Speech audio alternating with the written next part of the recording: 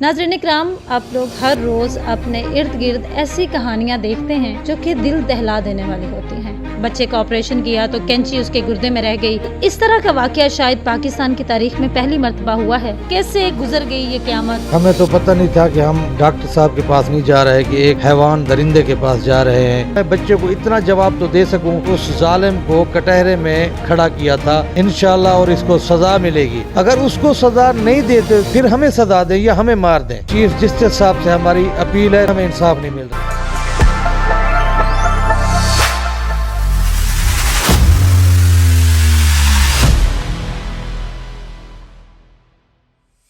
अस्सलाम वालेकुम, चैनल 9 के साथ मैं हूं आप लोगों की मेज़बान इकरा लियाकत। नाज़रीन इकराम, आप लोग हर रोज़ अपने इर्द गिर्द ऐसी कहानियां देखते हैं जो कि दिल दहला देने वाली होती हैं।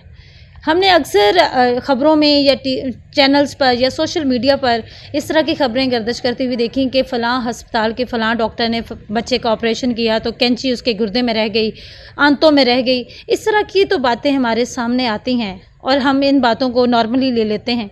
लेकिन इस तरह का वाकया शायद पाकिस्तान की तारीख में पहली मर्तबा हुआ है कि एक नन्हा बच्चा जिसको अज़ूए तनासुल से महरूम कर दिया गया।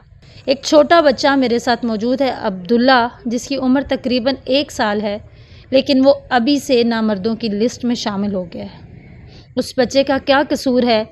उस दरिंदे ने इस बच्चे के साथ ऐसा क्यों किया? इस वक्त मेरे साथ अब्दुल्ला के वालिद अहमद और उनकी वालदा बानो मौजूद हैं। उनसे जानते हैं कि ये वाक़या उनके साथ किस तरह से पेश आया और कितने अरसे बाद जाके अब्दुल्ला के वालिद और वालदा को पता चला कि उन पर तो क़यामत की घड़ी बीत गई और उनको पता ही नहीं चला।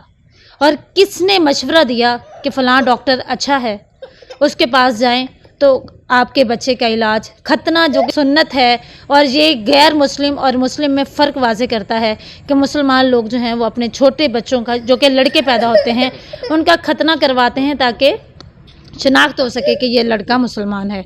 तो ये सारी कहानी क़यामत किस तरह से टूटी इस ख़ानदान पर, उन्हीं की ज़ुबानी जानते हैं। जी अस्सलाम वालेकुम।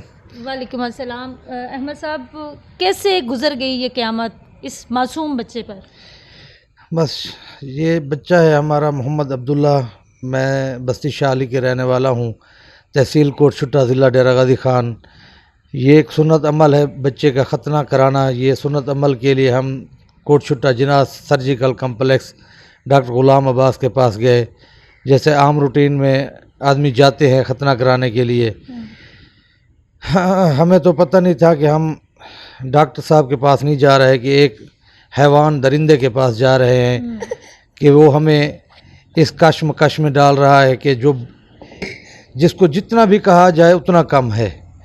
ये इस बच्चे का जो नानका ख़ानदान है वो भी, और दादा दादी का ख़ानदान जो भी है, वो सारे बेचारे अभी तक कितना परेशान और कौन सी कैफियत से वो गुज़र रहे हैं। रात दिन परेशान है, रो रहे हैं। और जो है ना, इसकी जो माँ है वो हमारे सामने बैठी है, इसकी क्या कैफियत है वो आपने ख़ुद देखी है। या मैं वालिद हूँ, मेरी क्या कैफियत है। मैं गाड़ी में बैठा होता हूँ, रोने लग जाता हूँ, नमाज़ पढ़ता हूँ, रोने लग जाता हूँ। अहमद साहब, आप अपनी कैफियत का जिक्र कर रहे हैं। जब बच्चे का खतना किया जाता है तो एक छोटी सी पट्टी की जाती है अज़ूए तनासुल पर, अक्सर हमने देखा है जी। तो आपको बच्चा किस हालत में मिला? कितना टाइम लिया डॉक्टर ने? डॉक्टर साहब ने खतना किया है, 1.25 घंटा लगाया। 1 घंटे से 1.25 घंटा खतना किया। मैं बार बार उसको कहता रहा कि हमारा बच्चा दे दे, बच्चा दे दें। वो कहते रहे कि अभी देते हैं, अभी देते हैं। 1.25 घंटे के बाद जब बच्चा उन्होंने दिया तो वो काटन के साथ बच्चे को बंद करके दिया, वो जगह लपेट के दी ताकि इनको मालूम ना हो, और पेशाब वाली नाली भी लगा दी। और खतने के दौरान ये पेशाब वाली नाली तो नहीं होती, ना लगती है। तो फिर जो है ना, हमने दूसरे दोस्तों से भी मशवरा किया कि ये क्या मामला। उन्होंने कहा कि आप ये नाली निकलवा दें। सुबह जब हम, बच्चा सारा तड़पता रह गया, सुबह जब ये देखा अब बच्चे को पेशाब का तकाजा हो रहा है ना, यही कैफियत होती है। बच्चा बहुत परेशान होता है पेशाब करने के लिए, और हम भी माँ बाप हैं, हमारी क्या कैफियत होगी, तो हम भी परेशान होते हैं। अहमद, ये बताइएगा कि आप लोगों को कितने टाइम बाद पता चला कि आप लोगों के बच्चे का जो है वो ज़ूए तनासुल डॉक्टर ने काट दिया है, जड़ से ही ख़त्म कर दिया है? जी, जब उन्होंने बच्चा हमें वापस किया है ना 1.25 घंटे के बाद, तो हम बच्चे को घर ले गए। बच्चा बहुत यानी कि तड़पता रह गया और रोता रह गया। तो फिर हमें पता चला कि ये नाली, वैसे भी हमें मालूम हो गया कि ये नाली तो नहीं लगती यानी कि खतने के दौरान। तो फिर हमने एक दूसरे दोस्तों से पता किया, उन्होंने कहा नाली तो नहीं लगती। तो फिर सुबह हम चले गए उस अस्पताल दोबारा डॉक्टर को दिखाने और वो नाली निकलवाने और उससे पूछने कि भी ये क्या मामला है, बच्चे के साथ क्या किया है तूने। तो फिर जब हम दोबारा उसको दिखाने गए बच्चे को, तो डॉक्टर साहब का अंदर आप केबल, लोगों ने पट्टी खुद से खोल कर नहीं देखा? नहीं हमने नहीं खोली थी, थोड़ी सी पट्टी सिर की थी, तो थोड़ा सा हमने जब देखा कि ये तो सब का सब जला हुआ है, तो फिर हम अस्पताल फ़ौरन चले गए। वो अस्पताल भी नज़दीक थी हमारे। जब उधर गए तो डॉक्टर साहब एक साइड में हो गया, उसके दो बेटे आगे आ गए। हमने कहा, हमने डॉक्टर साहब को, अस्पताल जो था वो जो सर्टिफिकेट मिला होता है, लाइसेंस मिला होता है, वो वाला अस्पताल था या जिस तरह गली मोहल्ले के डॉक्टरों ने बनाया होता वैसा अस्पताल था? वो MBBS डॉक्टर है, खाली सर्जन नहीं है। काम सर्जनों से भी वो ऊपर कर रहा है उधर खुद, लेकिन है सिर्फ MBBS। ये हमें बाद में पता चला है। अभी पहले तो हमें पता नहीं था, उसने तो बड़े बड़े बोर्ड लगा के रखे हुए हैं। तो फिर जब हमने उसको कहा, मिन्नत समाजत की उनके बेटों को कि हमें डॉक्टर साहब से मिला दें, तो वो कभी कहते थे कि वो डॉक्टर साहब आउट ऑफ सिटी हैं, कभी कहते थे कि वो उम्रे पर चले गए हैं। लेकिन वो अपने केबन से अंदर कोई जगह है उधर चले गए, उनका ऊपर का सिस्टम है, ऊपर चला जाता है, कभी बाहर का भी रास्ता है, बाहर भी चला जाता है। वो हमें उस दिन मालूम हुआ जब उसको एक दिन पुलिस गिरफ्तार करने की, उस दिन हमें मालूम हुआ इसके भी कितने रास्ते हैं। अहमद, ये बताइएगा कि आपके बेटे का जो MLC होता है वो बनवाने में आपको कितना वक्त लग गया कि आप कानून की मदद ले सकें? जी, हमें MLC का, वैसे तो जाते हैं, वो MLC का जो एक कानूनी लीगली तरीका है, वो एक पेपर होता है वो दे देते हैं, लेकिन हमें 7 दिन लग गए। MLC कटवाते कटवाते हमें 7 दिन लग गए पूरे। उसके बाद हमारी FIR वो भी नहीं होती थी। फिर हम कमिश्नर साहब के पास गए, कमिश्नर साहब ने आर्डर किया DPO साहब को, DPO साहब ने SP से हमें मिलाया।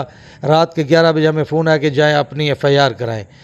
फिर हम 11/4 को FIR कराने 11:30 बजे रात को हम थाने गए। जब वापस आए हमें 2-2:30 हो गए थे।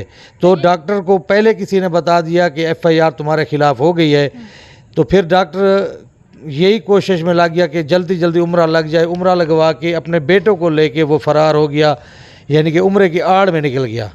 अहमद साहब, ये बताइएगा, अक्सर जब इस तरह का मामला होता है और एक पार्टी गरीब होती है, दूसरी अमीर होती है, तो अमीर की तरफ से दबाव आता है, तो आपके साथ भी इस तरह का मामला आया है कि डॉक्टर ने आपको दबाने की कोशिश की हो, सुलह की ऑफ़र की हो? जी, अभी जो है ना, बहुत सारे आदमी हमारे पास असर रसूख वाले आ रहे हैं। हम तो यानी कि देहात के रहने वाले हैं, गरीब शरीफ आदमी हैं। तो अभी वो असर रसूख वाले आदमी हमारे पास भेज रहा है कि हमें मुआफ़ कर दो, हमसे सुलह कर लो। बल्कि मुआफ़ी वाली बात तो नहीं की उन्होंने कि हमसे सुलह कर दें, जो आप पैसे लेना चाहते हैं, हमें पैसे की ज़रूरत नहीं है। मसला ये है, कल बच्चा जब बड़ा होगा मुझसे पूछेगा, बाबा ये मेरे साथ किसने किया था, या क्यों किया था मेरे साथ, या आपने क्या किया था मेरे लिए। तो कल मैं बच्चे को इतना जवाब तो दे सकूं कि मेरा बेटा, मैंने उस जालिम को कटहरे में खड़ा किया था इंशाल्लाह, और इसको सज़ा मिलेगी। या बच्चे को ये जवाब दूं, बाबा मैंने पैसे लेके मैं घर बैठ गया था। अहमद साहब, MLC कटवाते 7 दिन लग गए। कौन कौन से डॉक्टर्स थे उस बोर्ड में जिन्होंने आपको MLC बना कर दी, फिर आप कानूनी कार्रवाई की तरफ गए? ये तो मालूम नहीं है, हम बहुत परेशानी के आलम में किस किस डॉक्टर के पास आप गए थे? उधर जो कोटशुटा में सरकारी अस्पताल है ना, उधर 2-3 डॉक्टर बैठे थे। क्या सरकारी अस्पताल में इस चीज़ की सहूलत नहीं थी जो आप लोग प्राइवेट अस्पताल में गए?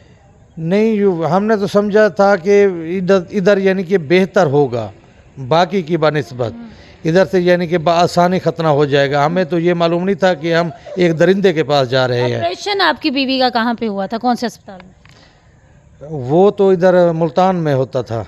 अच्छा। एक बार DG खान हुआ था, पहली बेटी की बारी DG खान में हुआ था। फिर 2 बेटियों की टाइम जो हुआ था वो मुल्तान में हुआ था। और बेटा कहाँ पे पैदा हुआ था? बेटा भी मुल्तान में पैदा हुआ है। जब आप लोग बच्चे की डिलीवरी के लिए मुल्तान आए तो फिर खतने के लिए आप लोग मुल्तान क्यों नहीं आए? नहीं, उधर जो है ना, खतना तो एक आम सी बात है ना, ये तो कोई इतना इशू भी नहीं है।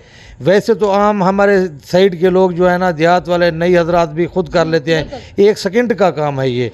तो ये डॉक्टर, हमने यही समझा है कि डॉक्टरों के पास हम जाएंगे तो बच्चे को सुकून से बच्चे का खतना हो जाएगा, उसको यानी कि आराम से ख़तना करेंगे या इंजेक्शन लगाएंगे, जगह सुन हो जाएगी या यानी कि बेहोश करेंगे। हम तो इस सोच से गए थे कि बच्चे को तकलीफ़ ना हो हमें। आपके ये और कितने बच्चे हैं? मेरा ये इकलौता बेटा है, 3 मेरी बेटियां हैं। पहले बड़ी जो है ना मेरी 3 बेटियां हैं, उनके बाद 10 साल के बाद अल्लाह पाक ने हमें अभी ये बेटा दिया है।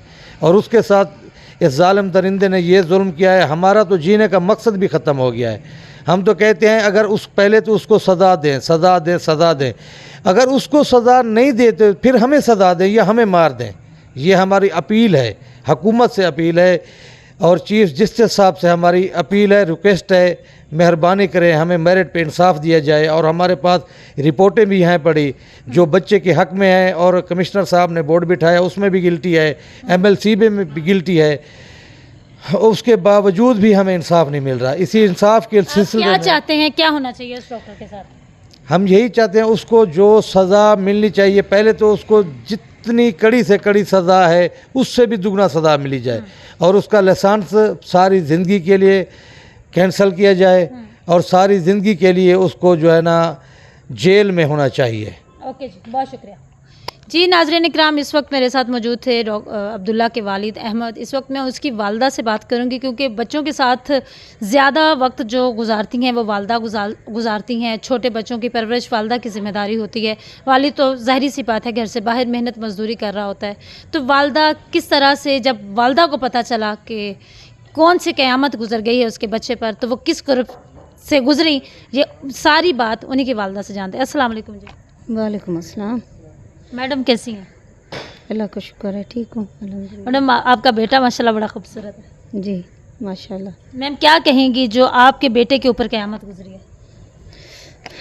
जी जब इसको लाया गया ना ऑपरेशन थिएटर के बाहर, तो ये बहुत लथपथ था, पसीने से बहुत रो रहा था। फिर मैंने इसको दूध दिया। इसके बाद भी इसने चुप नहीं हुआ ये।